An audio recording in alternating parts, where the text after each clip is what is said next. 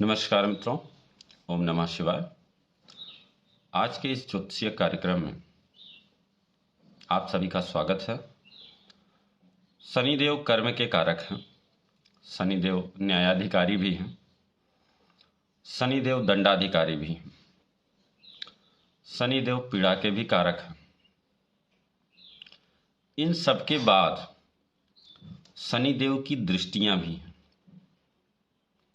जो कष्टकारी भी होती हैं और मंगलकारी भी होती हैं। शनिदेव, बृहस्पति देव और मंगल, इन तीन को कुछ स्पेशल दृष्टियां दी गई हैं जिनकी वजह से इनका महत्व ज्योतिष में कुछ ज़्यादा बढ़ गया। लोग कहते हैं कि शनिदेव की जो दृष्टि होती है वो बहुत तीक्ष्ण होती है, भयादोहन भी करते हैं। लेकिन शनिदेव की दृष्टियां तीक्ष्ण होने के साथ साथ वो अच्छी भी होती हैं यदि आप उन्हें अपने कर्मों से सुधार लें। जैसे कोई चोर है या किसी अनैतिक कार्यों में लगा हुआ है, तभी उसको पुलिस या शासन प्रशासन से डरने की जरूरत होती है। कोई व्यक्ति ईमानदार है, अपना काम ईमानदारी से करता है, जो कमाता है उसको खाता है, किसी को सताता नहीं है, तो उसको पुलिस प्रशासन से डरने की जरूरत क्या है। तो वही स्थिति है शनिदेव की दृष्टि के बारे में। आज इन सभी बातों पर चर्चा करेंगे। इससे पहले जो लोग इस प्लेटफॉर्म पर हमें पहली बार सुन रहे हैं, चैनल को सब्सक्राइब कर लें, बेल आइकन बटन जरूर दबा लें। तो शुरू करते हैं आज का ये विशेष कार्यक्रम शनि के लिए, क्योंकि शनि देव हर 30 साल बाद हर प्रत्येक राशि में गमन करते हैं। मतलब एक राशि में कुल लगभग 2.5 साल रहते हैं और 12 राशियां हैं, तो हर राशि में आने का उनका नंबर होता है 30वें साल। और जब शनि देव राशि में आते हैं तो 7.5 कहलाते हैं। यानी कि आपकी एक राशि पहले अगर आ गए तो आपकी 7.5 लग गई, फिर आकर के आपकी राशि में जब पहुंच गए तो 7.5 का मिडिल एज, और लास्ट आपकी एक राशि आगे जब पहुंचते हैं तो 7.5 का अंतिम चरण होता है। इस समय शनिदेव कुंभ राशि में है। तो कुंभ राशि में है तो इसका मतलब मकर की भी 7.5 चल रही है, कुंभ की 7.5 चल रही है और मीन की भी 7.5 चल रही है। ढैया किसकी चल रही है? कर्क और वृश्चिक की। ठीक है, तो चर्चा हमें करना है दृष्टियों की। शनि की जो दृष्टियां होती हैं, 7वीं दृष्टि तो सारे ग्रहों के पास होती है, इनके पास 2 स्पेशल दृष्टि है, तीसरी और 10वीं दृष्टि। 10वीं दृष्टि जो होती है व्यक्ति शनि की, उसे आप अनदेखा नहीं कर सकते हैं, वो बहुत तीक्ष्ण होती है। और अगर आप 10वीं दृष्टि को अनदेखा करते हैं तो शनि आपको दंड देते हैं। शनि आपको दंड देते हैं। जैसे यदि शनि 8वें घर में है और 10वीं दृष्टि कहाँ पड़ रही है? आपके संतान भाव पर। अगर आप किसी को गलत सलाह दे रहे हैं, शनि 8वें घर में है, 10वीं दृष्टि आपके संतान भाव पर है, तो आप अगर गलत सलाह किसी को देते हैं तो आपकी संतान उसका हर्जाना भुगतेगी, आपको संतान से संबंधित कष्ट मिलेगा। अगर आपके चतुर्थ भाव में शनि देव विराजमान हैं, 10वीं दृष्टि उनकी आपके लग्न पर है, अगर उन समय में अगर आप स्वास्थ्य संबंधी समस्याओं से घिर जाएंगे, यदि अगर आप सही तरह से काम नहीं करेंगे, मतलब जिस भाव पे दृष्टि हो उस भाव से संबंधित सावधानियां आपको जरूर बरतनी चाहिए। यदि आप उस भाव से संबंधित सावधानियां बरतते हैं तो वो जो दृष्टि है जहां विष का कार्य कर रही थी वो अमृत का कार्य करने लगेगी।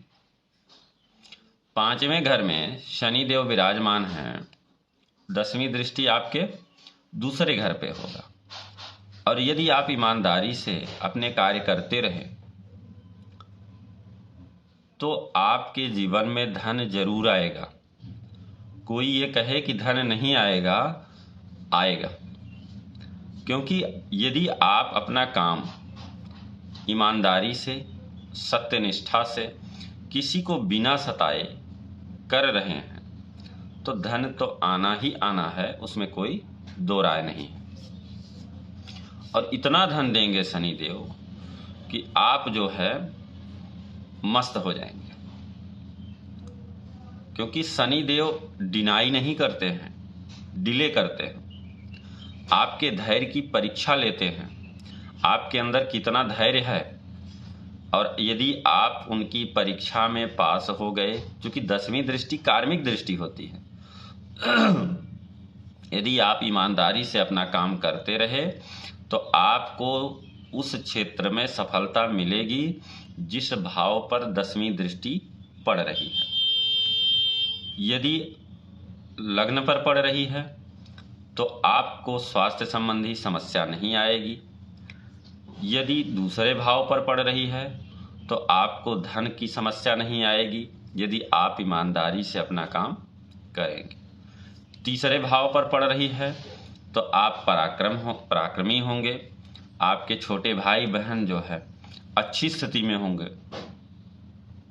यदि चतुर्थ भाव पे पड़ रही है दृष्टि तो आपको भूमि, भवन, वाहन और माता का सुख जरूर मिलेगा, यदि आपके कर्म अच्छे हैं तो। पंचम भाव पर पड़ रही है, आपने मान लीजिए 8वें घर में बैठ करके पंचम भाव पर दृष्टि डाल रहे हैं शनिदेव, तो आपको अगर किसी को कोई सलाह देना है तो कभी गलत सलाह मत देना।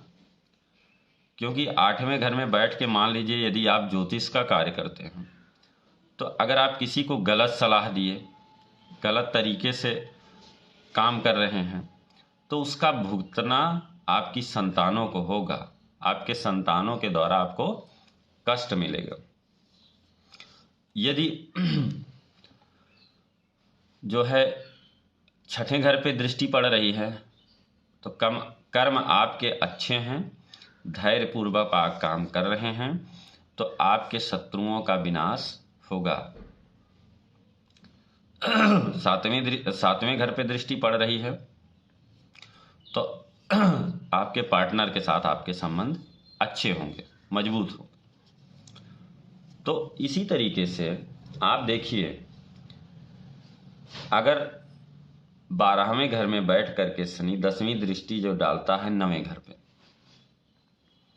तो आप धार्मिक कार्यों में हैं, आप किसी को सता नहीं रहे हैं, किसी को परेशान नहीं कर रहे हैं, तो आपको भाग्य का लाभ मिलेगा, भाग्य का साथ मिलेगा। क्योंकि शनि देव जो होते हैं जनता को इंडिकेट करते हैं। आपके घर में जो लोग काम करते हैं उनको इंडिकेट करते हैं। उनका आप सम्मान करेंगे तो आपको जीवन में लाभ ही लाभ मिलेगा। यदि आप 4, 8, 12 में आपके शनि हैं, यानी कि मोक्ष त्रिकोण में यदि शनि हैं और आप अनुचित कार्य करते हैं तो किसकी हानि होगी? आपके धर्म त्रिकोण की हानि होगी। क्योंकि चौथे घर में बैठ करके शनि आपके 10वीं दृष्टि से पहले घर को देखेगा। 8वें घर में बैठ के शनि 10वीं दृष्टि से आपके पंचम भाव को देखेगा और 12वें घर में बैठ के शनि आपके 9वें स्थान को देखेंगे। तो आपके धर्म त्रिकोण की हानि होगी यदि आप अनैतिक कार्यों में लिप्त होते हैं।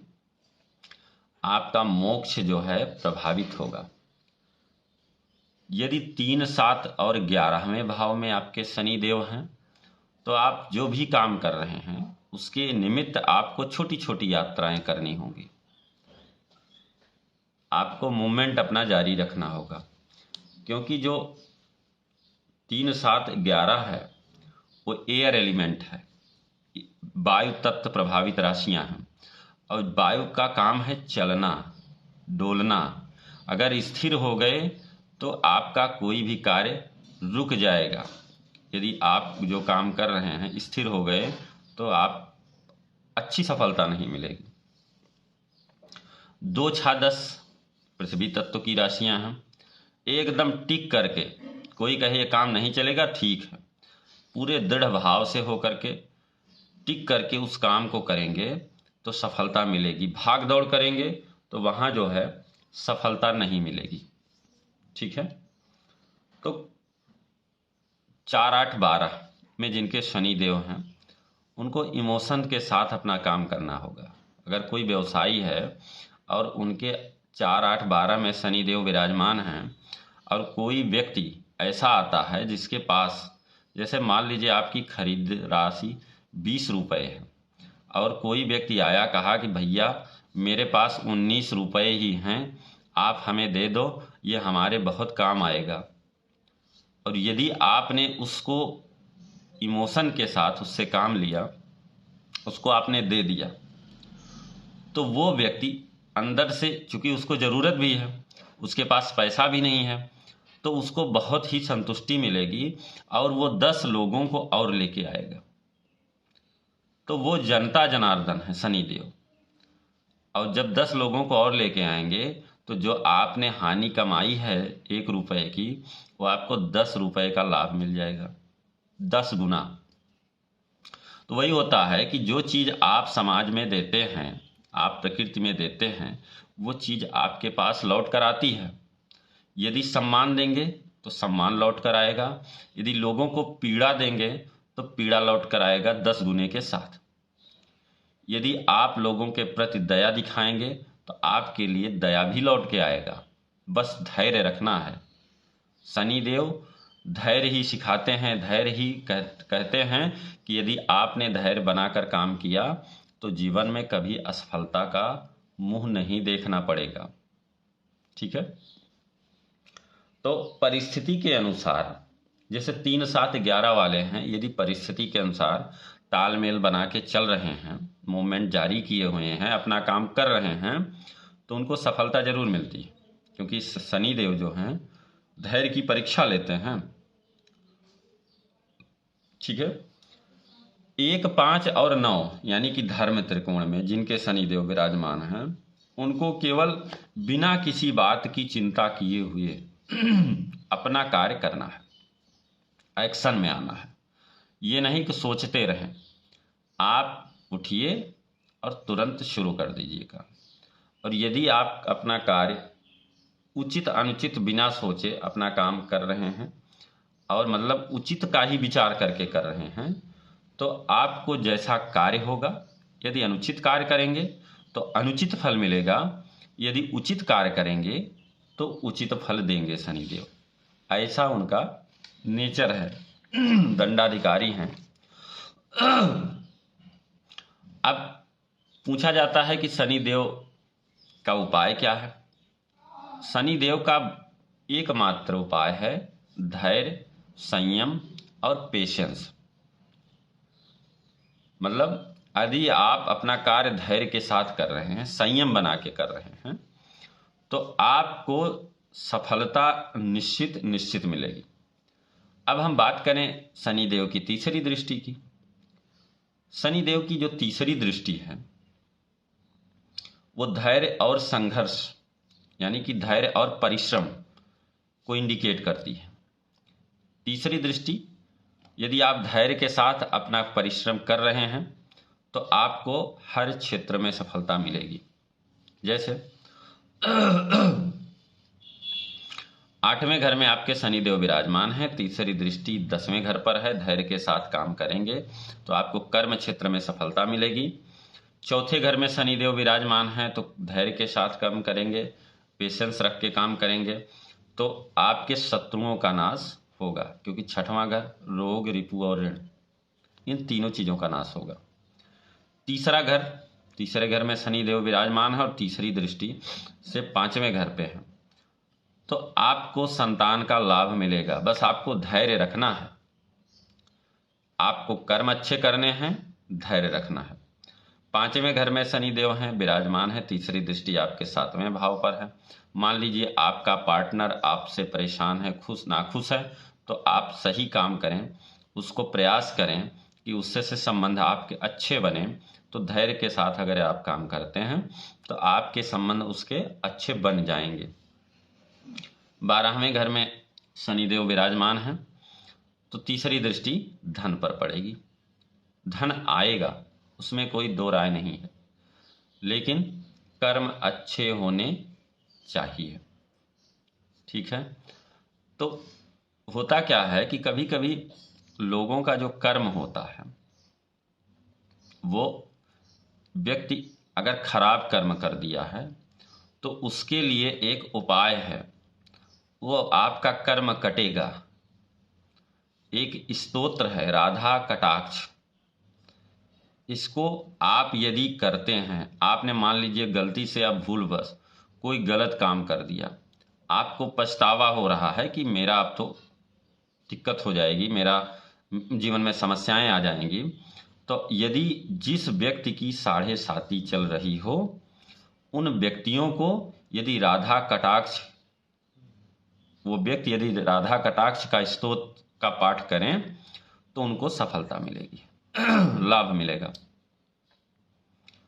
तो ये बहुत, जैसे लोग पूछते नहीं हैं लाभ मिलेगा, अरे ब्रह्मा जी जो स्वयं कह रहे हैं कि लाभ मिलेगा, तो उसमें कोई शक नहीं है कि लाभ नहीं मिलेगा। ठीक है। तो आज के लिए इतना ही, फिर मिलेंगे, क्योंकि शनि देव पे चर्चा अभी अनवरत जारी है और क्या हो सकता है, चीज़ें बहुत सारी चीज़ें हैं शनि देव के बारे में चर्चा करने के लिए। तो आज के लिए फिलहाल इतना ही, फिर मिलेंगे एक नए कार्यक्रम के साथ। तब तक के लिए नमस्कार। ओम नमः शिवाय।